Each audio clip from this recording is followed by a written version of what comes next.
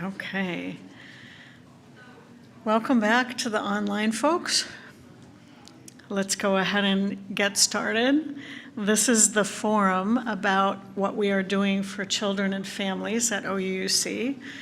I'm Reverend Mary. I use she, her pronouns, and you might notice that we are a little bit more colorful and informal than usual in our dress today. That's because it's daylight savings time weekend and we do Pajama Sunday, so this is what it looks like. We will light a chalice because that's what we do when we gather. And this chalice lighting is written by Christian Schmidt and Alexis Capon. We light this chalice for our children and youth and for us, celebrating the flame of faith lit within each of us, honoring the light each of us brings into the world, rejoicing in the community that we create together. Thank you for being here for this forum. A couple things to say. We are live streaming this and recording it. It will be posted on our website. The purpose of this forum is to share information about what we are doing for children and families now. The burning questions that I've heard have been, where are the families and kids? What do we offer for children and families? And what are we doing for families right now in order to be able to support them? So what we're going to do today is Sara and Anissa are going to share some specifics about what we're doing to serve families. We'll have some time for questions, both on-site and online. And then we'll have a time to name our losses and our fears and our hopes for our congregation and for families in the future. So Anissa and Reverend Sara, I'll turn it over to you.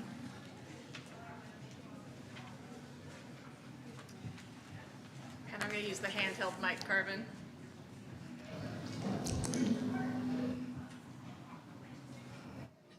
All right. So I'm Reverend Sara. I use she, her pronouns, and I am the Director of Community and Faith Development at OUUC.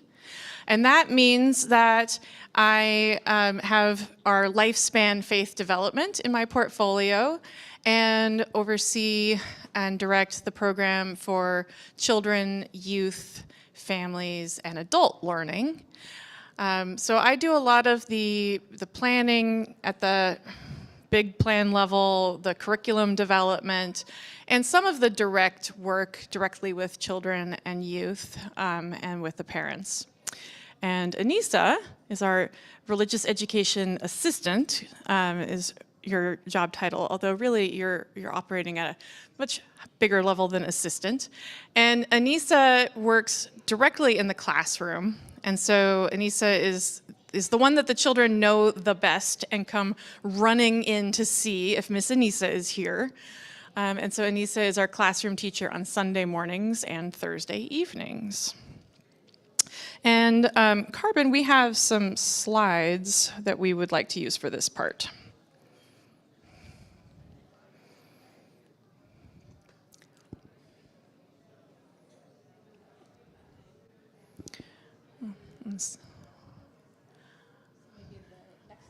Yep, the next one would be great.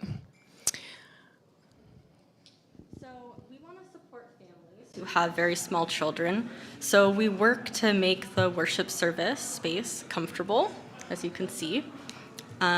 We also provide nursery care. In the nursery, we have our teens from our congregation, and they're always under the supervision of me or Sara, an adult. And the next. Yeah, so we also are, for older kids, you can see here Anissa in the classroom with the kids. So for kids 4 to 10 or 11, we have on Sunday mornings a drop-in program. It used to be that we could expect and plan that kids would be here regularly enough on Sunday morning that we could say something like, last week we learned, do you remember that? Now we're going to build on it this week. That's not really true anymore. So each Sunday is very much meant to stand by itself and be self-sufficient and not expect that anybody remembers what happened last week. And we're using a program from Soul Matters, which is the same that we use for the theme of the month for worship and for small group ministry. So the kids are exploring that theme in their drop-in program on Sunday mornings. And then we also have the Thursday evening classes for kids. And those classes are built on the assumption that when people register, they plan to attend the whole series. And so those classes go deeper on a curriculum subject where we can say, last week we talked about this, and now this week we're going to add on to it by adding this part. And those classes meet directly after the community dinner. The next class that's coming up is going to be Kids Making Sense. And it is a curriculum about economic justice and stewardship for elementary aged kids. This is a curriculum that I wrote that looks at money, what is money, what's economic justice look like, it's a little anti-capitalist, care for the earth, worker justice oriented, and it's a great curriculum that is going to be 7 weeks long. All right. And yeah, so for this age group, we also offer summer camps, and every summer we have a week-long chalice camp. And then every year we have an owl camp also, but we switch between kindergarten and second grade and 4th through 6th grade. So this summer, we're going to be doing the kindergarten through second grade owl camp. Yep. And then back to Sarah. Yeah, and registration is open now for those camps, and it's open to anyone in the community. So if you know families that would like a week-long camp, we offer it on a sliding scale, no one turned away. And the Chalice Camp is a justice-oriented, emotional, social, right relations learning camp. And the Our Whole Lives is a sexuality education camp.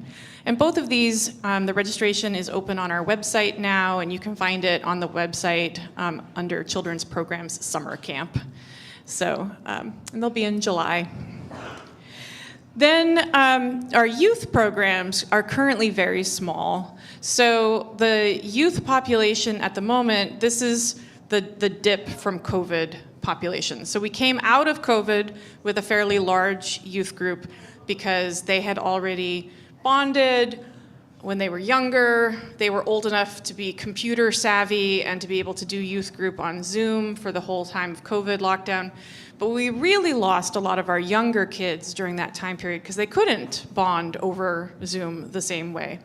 And that is the population, the demographic group that now would be in high school. So we have a small number of youth that are still here.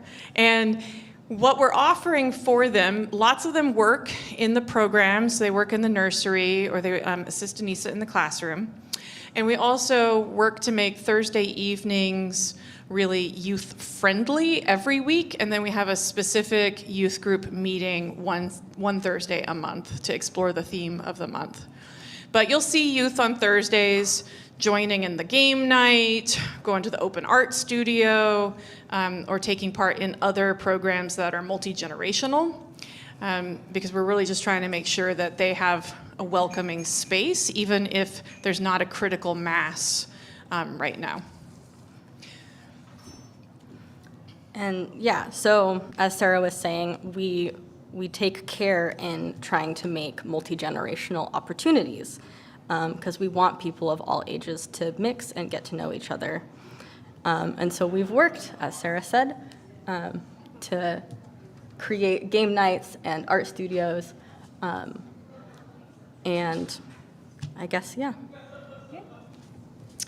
Yeah, and we're supporting parents by having a once-a-month parent group on a Thursday night, once-a-month family pancake breakfast on a Sunday morning, and also making sure that those Thursdays are really multi-generational. So it's great to see kids playing a board game with people who are different than their family, and having that time to mix and form some relationships with other trusted adults. And sometimes parents then can also like go do meditation group or something like that.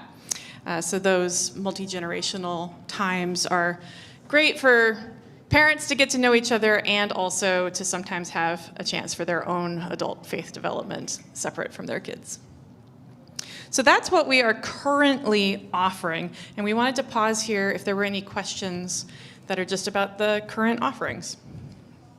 And if you're online, you can put your question in the chat or you can raise your virtual hand and Carbon will let us know.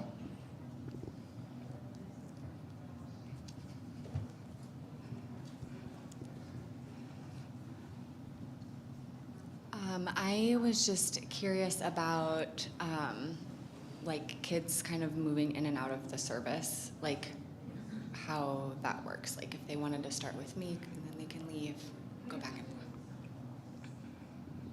Yeah, absolutely. So that's one of the changes that we've made is that the whole time of the worship service is open to kids being in here with their families. And yeah, sometimes they start and then they're like, yeah, I think I want to go to the class now. And that's totally fine. You know, it is recommended that you walk with them and go ahead and make sure they get to the classroom. But yeah, exactly, exactly. But yeah, it's absolutely welcome and fine for them to go back and forth as they would like to. Yeah, and while kids are in here, it's also totally, we've got the busy bags, we've got the comfy corner, and so kids being normal kids in the sanctuary is totally fine. Yeah. If I might, one of the things that I really enjoy seeing and appreciate seeing with parents and kids in the sanctuary is parents are teaching their kids how we do church, right?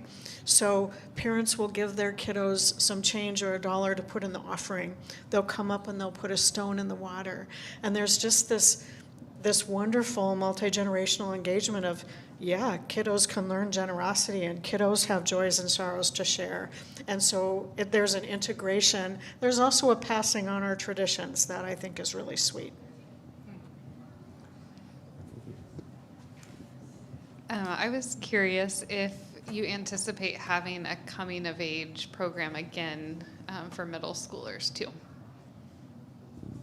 Yes, absolutely. We were actually hoping to try to do coming of age this year. It doesn't look like we quite have critical mass. So it may very well be that we sort of survey everyone every year and try to find a time where we have critical mass to do coming of age. For those of you who don't know what coming of age is, it's a program that most Unitarian Universalist congregations do for middle school, 8th grade, sometimes they do it for 9th grade. We've had a practice of doing it that anyone who's 8th grade and above, who's never done coming of age before, is invited to do it.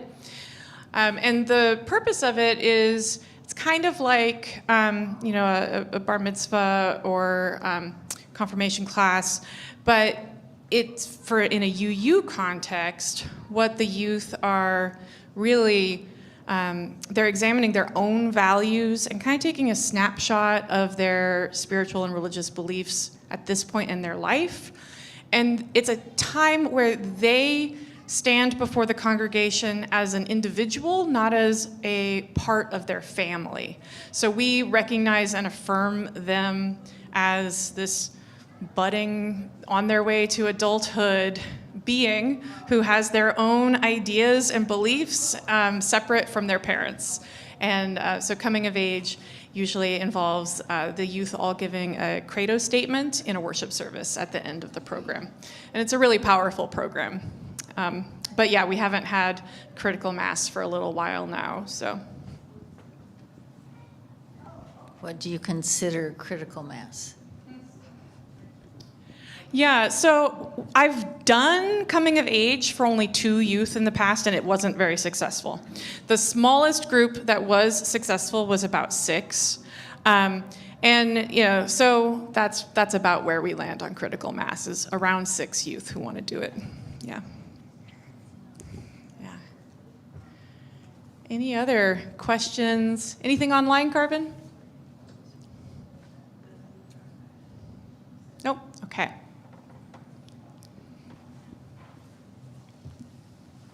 I thought they gave a statement or something their junior or senior year of high school. Is that different? I remember Anissa's. I'd love to hear it again. I have to find it.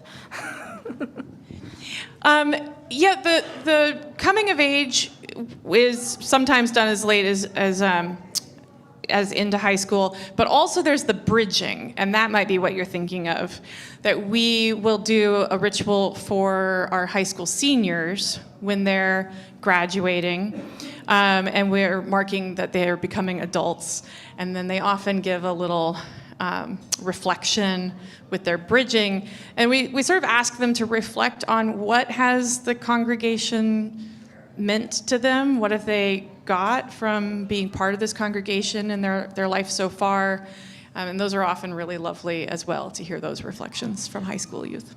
Yeah. Would you say something about the high school owl or the junior high and high school owl? Yeah.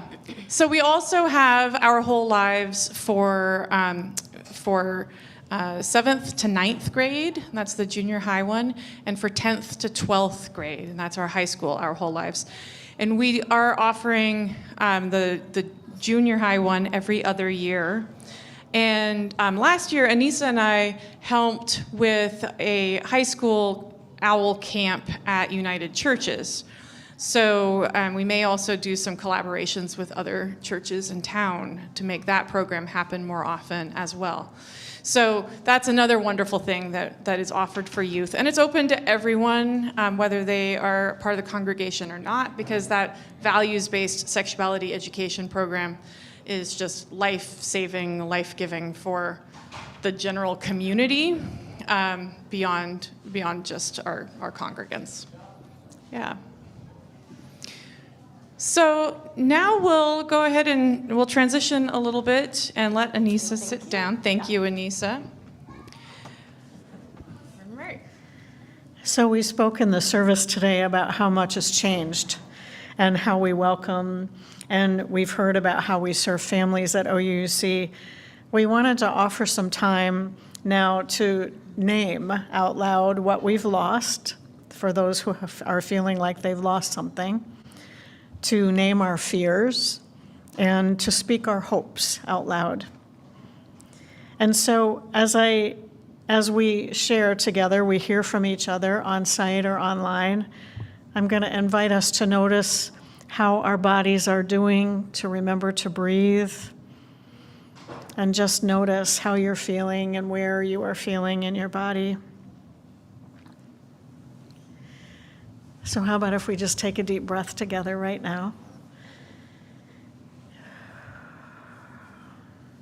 And we'll begin by naming what we no longer have and what we are grieving. Those are the losses. With change comes loss, and with loss comes grief, and grief can hurt. So if you're joining us online, I would invite you to put in the chat what you're grieving, what you might be missing from our children and youth programs that you experienced before. It might be something that OUUC used to have or something that you experienced elsewhere. And then we'll ask Carbon to put those up on the screen and we'll read them. And for those who are here, thank you for being here. Please raise your hand if you have something that you want to say out loud, something that you might be grieving about what has been at OUUC, something we used to do or you've experienced elsewhere, and we'll bring you the mic so that everybody can hear what you have to say. And we'll ask for you to be as brief as you can so that everybody can share.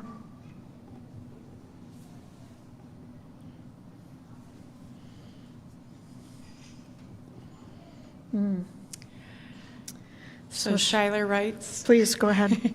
I feel like my children have lost grandparents. It's heartbreaking. They're alive, but so far away and don't align with our values. Mm-hmm. Yeah.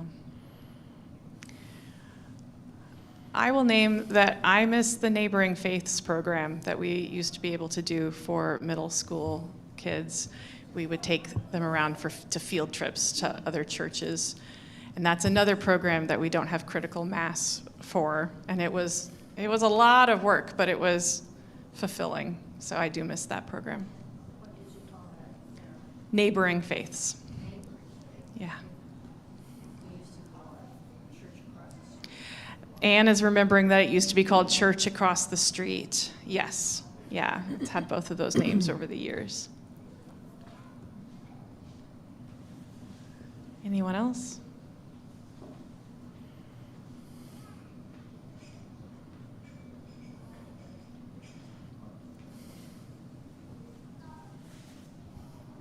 This actually isn't anything I'm grieving. I just wanted to share that when we were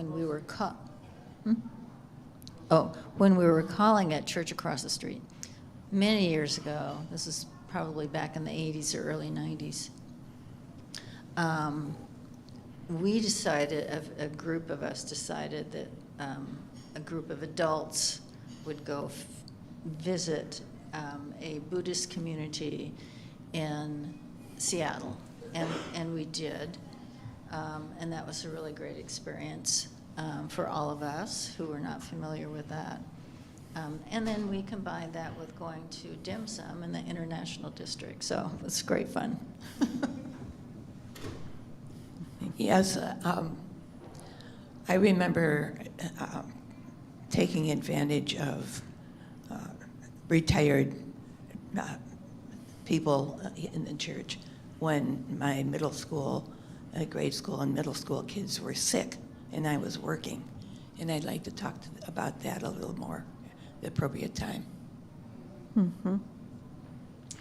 So, Margaret, I think you're saying you called on people in the congregation to help you when you were working and raising kids. Chicken pox, yes, exactly, right, yep. Chicken pox, and at last week's chicken pox does, so. Holly shares online, I've been so impressed with the past services where youth have shared their values and perspectives. Sorry it's happening less. Mm-hmm. Yeah.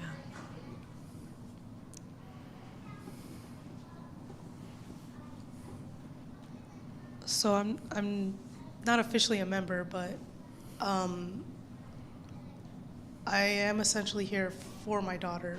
And I remember as a child coming up in a church, not this specific type of congregation, in fact, very different. And I've always had the memories of like youth engaging in the congregation or learning the values, and that being shared with other family members and friends, and just as overall community. My daughter does not have that. We're not even near family. It is just me, my husband, my daughter, and so that I feel like the grief that I'm feeling is the grief of not having felt something that for my daughter that I wish that I had imparted on her at a younger age, despite not having the ability to or circumstances. Mm-hmm.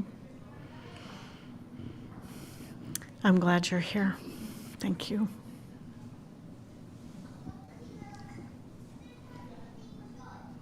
Yeah, I just wanted to echo what you just shared. This is my first time here, and I have been trying to find a weekend when my kids are at their dad's to come here, and I didn't even know you were talking about this today, so this is very cool and weird. Yeah. Mm-hmm. And I grew up in a really robust youth program in the Presbyterian community that I grew up in Minneapolis. And I've seen, like, my youth pastor founded the Good Grocer, which is the community store in Minneapolis that's been in a lot of the backgrounds of a lot of violence there. And so I've just been really nostalgic for, communities where my kids can learn spiritual musculature and justice and equity, and I didn't even know this community existed. So I've been grieving that and also really glad to have found this place. I'm glad you're here. Thank you. I was just reminiscing. I grew up in suburban Chicago and at the Presbyterian Church, and I'm just thinking about, I have friends from my school that I grew up in, K through 12 and so on. But then I have my Sunday school friends who went to other schools because they were in different parts of town and so on. So I realize that that's a category of friends that I've made and remember them, and that were not just part of my everyday gathering. Mm-hmm.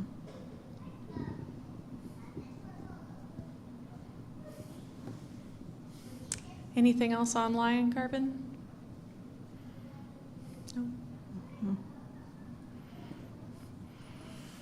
So we'll just take a minute to hold our reminiscences, our memories, our losses, our longing, our grief,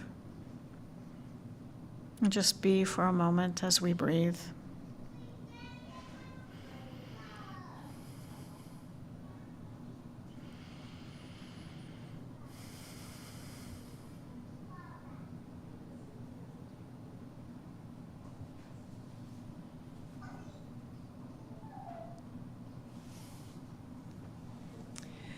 So along with the grief, there's also fears. Fears for our children, for our families, for the congregation. And we wanted to take some time to be able to name those as well. So if there's anything weighing on your heart there's obviously a lot weighing on our hearts. But if there's anything you would like to name, we will open up some space for that right now. To name the fears. What are we afraid of?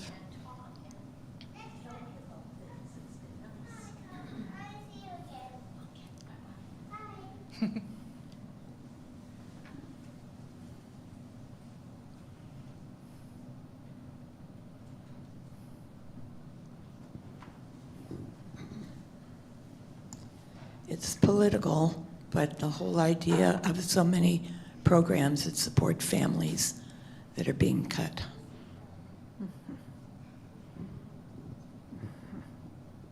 Yes, absolutely.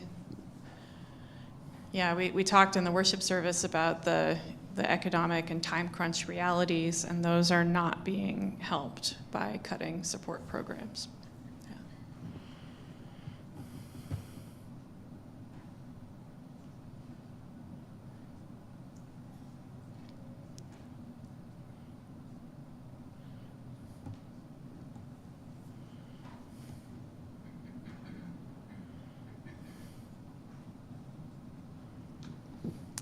I'll name that it is difficult to face the reality of climate change and economic change while looking at our beloved young people and wondering what the future holds for them.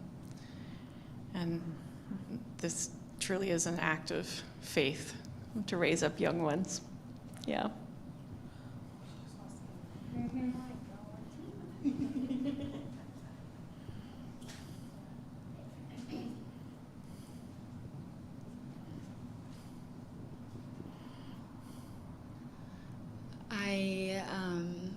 I think a lot of my fear is connected to like how much work goes into raising intentionally raising kids right now, which is also like my work. So it just feels like there's not anything that I can like take off my plate. And so like my fear feels connected, I think, to like scarcity of not only like my community and the people that I am supporting and who are supporting me, but then it's also impacting my ability to like be a present and intentional parent.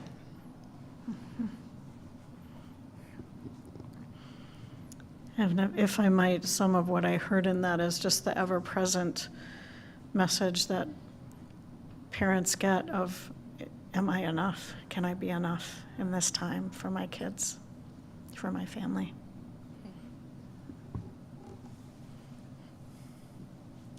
Is there anything online, Carbon?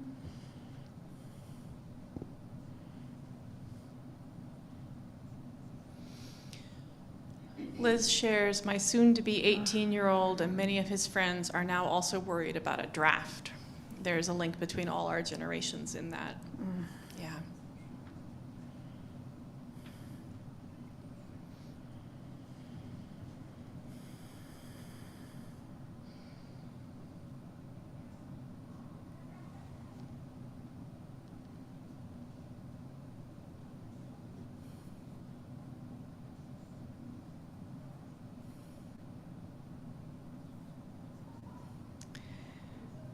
It's heavy.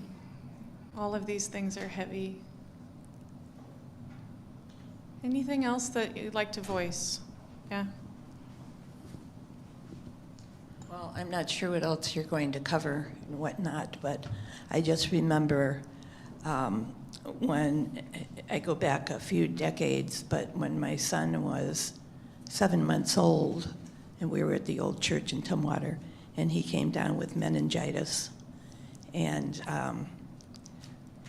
I didn't hear from anybody at church. And it was pretty serious. Dr. Charlie Keck, some of you remember, hadn't had any cases in 8 years, and then he had 3. And then Lars recovered from that. But then at 2 and 3, he was hospitalized 3 different times with croup. And pretty serious when you get hospitalized. And I had his sister was 3 years older, and there just wasn't any support from church. But then when in middle school, I had a friend, Burl McCorkle, who was an older single woman here. And when the kids came down with chicken pox, and I was working then full time, she came, and of course I didn't have it at the same time, but she came and took care of the kids during the day, when they had chicken pox. And so as I got older, I retired at 65, and I thought that I want to be available to families here who need help. But my daughter in Seattle was having children, and so I was going to Seattle for 2 or 3 days a week because she was a full-time, trying to work as a full-time attorney in Seattle. And so I just see that there's a need for older single people with kids gone and whatnot, if they have time to offer help to younger families. That would, parents who are working, but, kids get sick. And so if they can step in, I think that would be a really good group of people to be known. I'm in my 80s now, and new knees and other things, and I don't want to do it anymore. But I do have my oldest grandson is turning 18 this summer, and I very much think about the draft too. I'm trying to remember how I felt after doorbelling the precinct for McGovern in '72 and then Nixon winning, and how I got through that. I'm trying to resurrect those feelings.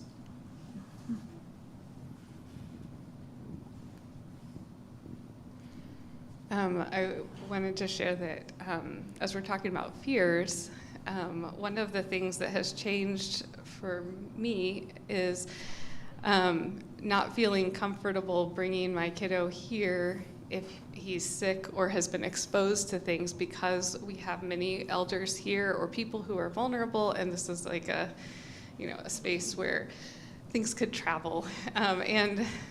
So it's part of our inconsistency also in being able to commit to being here is that changing landscape of not wanting to expose people to things that my son is fully exposed to at school.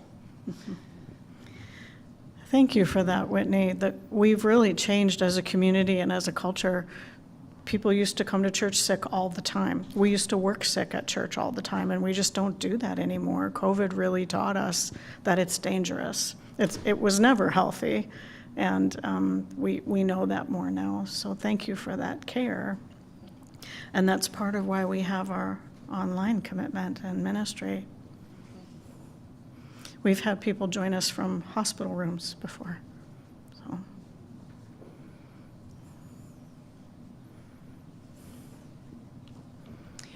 One more check if there's anything online, Carbon. Nope. Okay. Do we want to hold a moment for our fears? Let's just take a breath and hold a moment of silence for all the fears that we've heard voiced.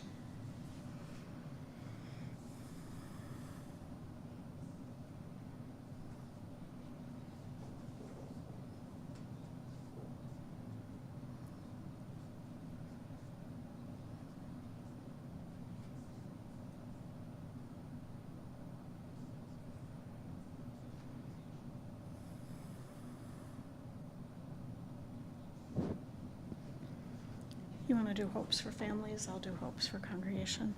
Yeah, so from grief and fear, we move to hope. And we have a couple that we're going to ask about. The first is, what are we hoping for families? Families in our congregation, families in general, ourselves as families. What are we hoping for in this near future?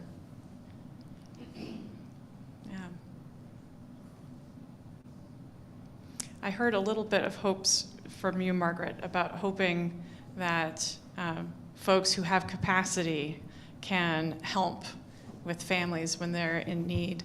And I noticed this last week that there were two things that came across Caring Friends that were meal trains for new babies. And I went in and looked at the meal train, and it's just fully covered by congregants who jumped in there to sign up to bring meals.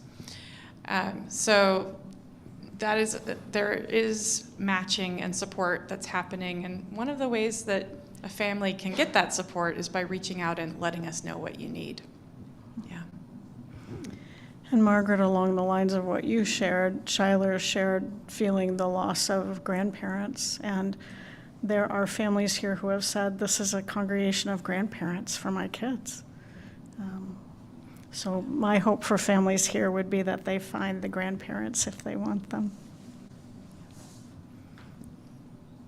What other hopes do we have?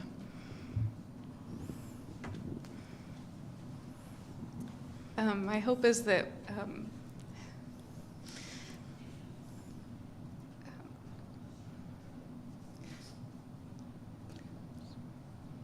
that my kiddo has a place where he has trusted adults, and I'm just so grateful for Anissa. Because you really built a classroom where, regardless of whether you have 8 kids or 1,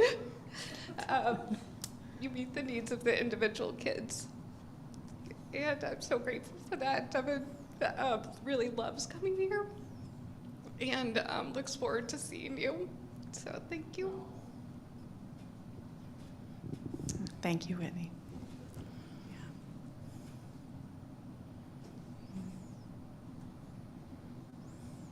Any other hopes we'd like to name?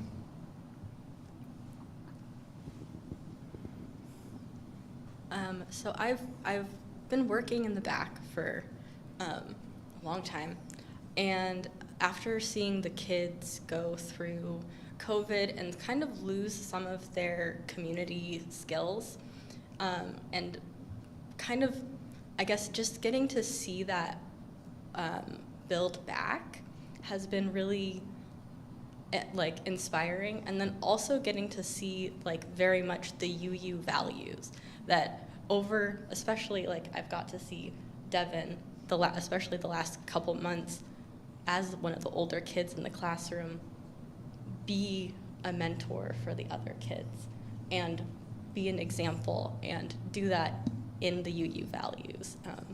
And so I guess I'm just reflecting on the fact that the work takes time and it's worth it.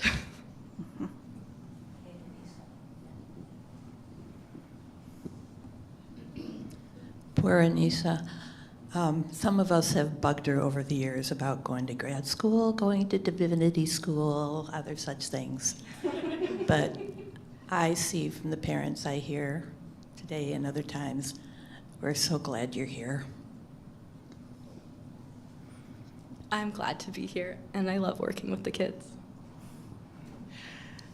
I was going to say the danger of still being where you've grown up, and you have all those adopted grandparents giving you grief. And was there one online I just saw a second ago, Carvin? No? Okay.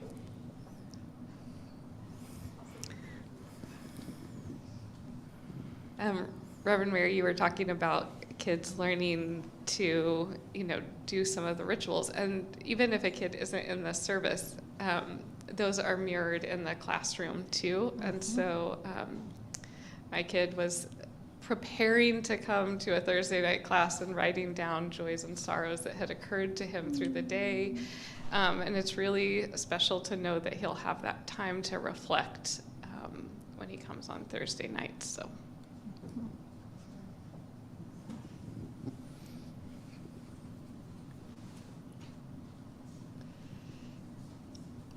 I think I feel hopeful that my kids will have support here as they navigate learning to live at two houses and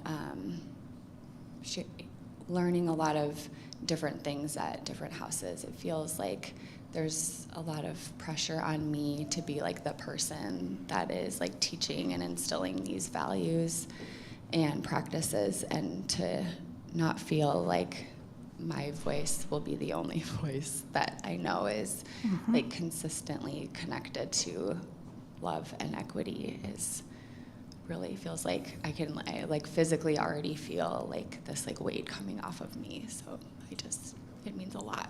I'm glad. More grown-ups, yes. Yeah.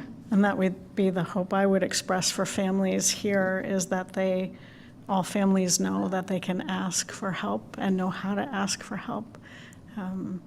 And because we'll respond, we'll be there. And we just have to know. So. Yeah. So before we move on from hopes for families, one more check. Is there anything online, Carbon? Nope. Okay. And last, we'll make space to hold hope for our congregation. What do you hope for us as a faith community as we're growing and changing and adapting to a different world? What do you hope for our collective?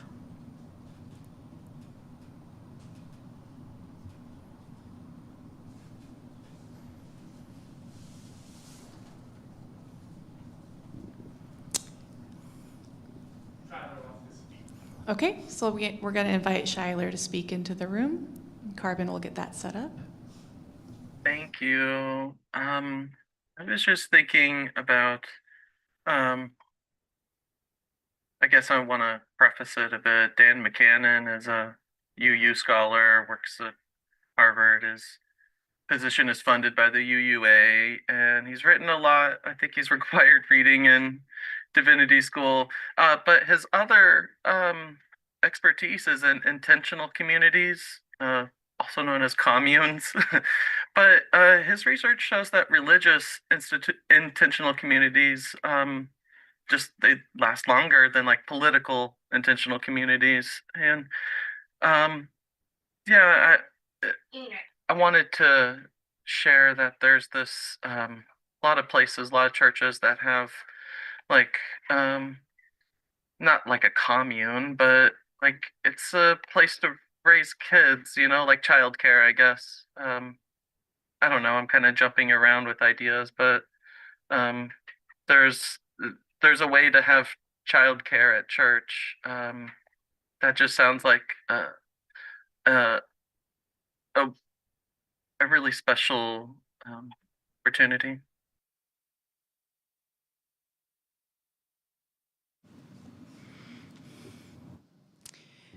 Yeah, thank you for that, Schuyler. There are some UU communities that are experimenting with co-housing and things like that. And for sure, there's a lot of ways, and we don't have to actually all move in together and do co-housing. There's something in the middle. There's a spectrum of possibility. Spectrums of possibility, for sure. Yeah.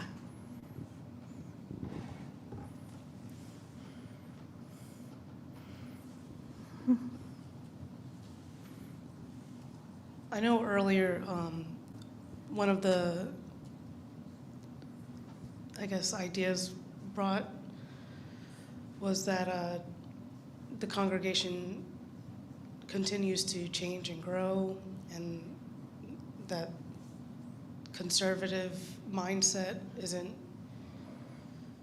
the forefront of our messaging, and so as a congregation, my hope would be that that continues, because, I mean, from history you learn that growth comes from ideas that, you know, weren't looked at beforehand, and most forward thinking comes from that idea of allowing change and different perspective to be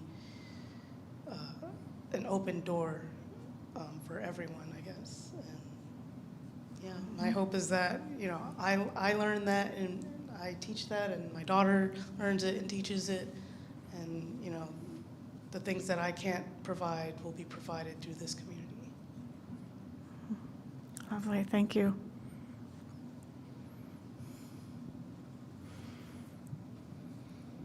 Are there other hopes you'd like to share for our community?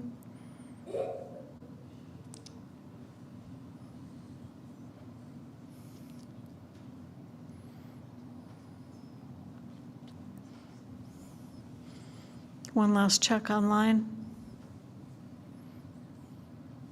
No. Okay. Thank you so much for gathering, and thank you so much for sharing. Let's just take another breath together.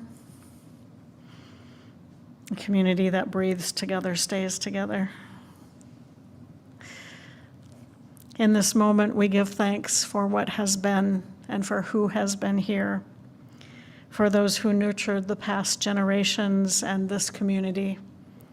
And we hold each other in love as we face the grief and the remembering of what is no longer.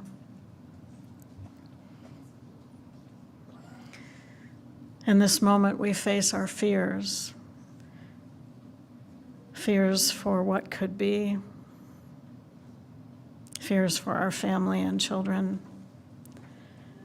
We hold each other in love as we face what we fear with courage and grace.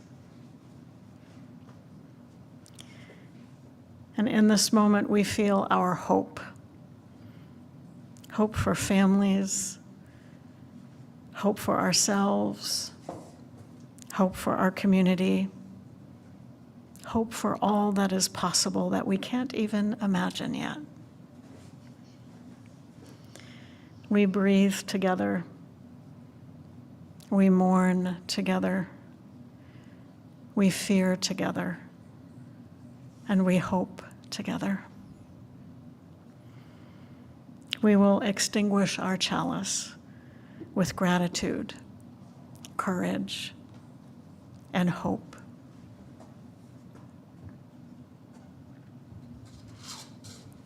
Thank you so much.